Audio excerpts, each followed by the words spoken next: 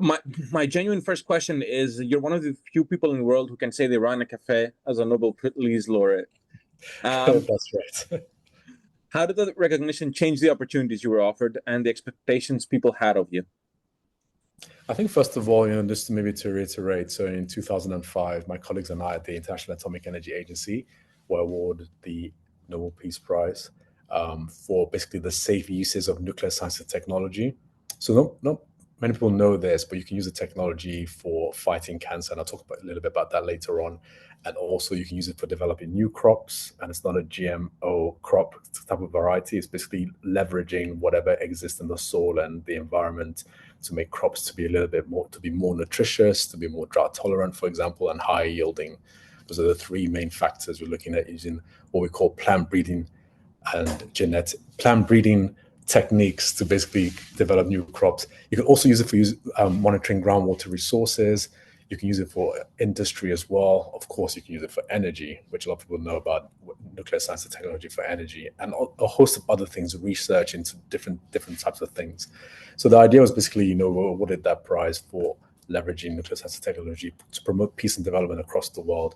I primarily worked in Africa, so for about 15 years. And before I left, for the last 2.5 years of my tenure, I was actually appointed the regional program manager for Africa. So I think you mentioned earlier on about working with African countries. Back then, it was about 41 African countries to develop a 5-year strategy for them on how they can use mainly two areas we focused on to create food security and also looking at fighting cancer, ensuring also that they had the safe regulatory infrastructure within their countries to to address food security and fight cancer.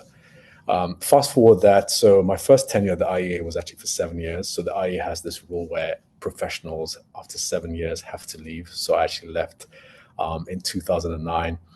And in 2005, I started thinking about what I'm going to do in the future. And I've been very passionate about food for many, many years. And in 2005, I started getting into coffee. Went on a holiday trip with my family to Italy. My cousin is married to an Italian, and introduced me to the mocha pot. And I thought, oh, coffee can taste differently. So I just went this 5-year hole of like learning a lot about coffee, reading books. Back then, this is way before YouTube. Well, YouTube 2005, there wasn't that much on YouTube back then, so everything was basically through books. So buying books, went to a few international conferences.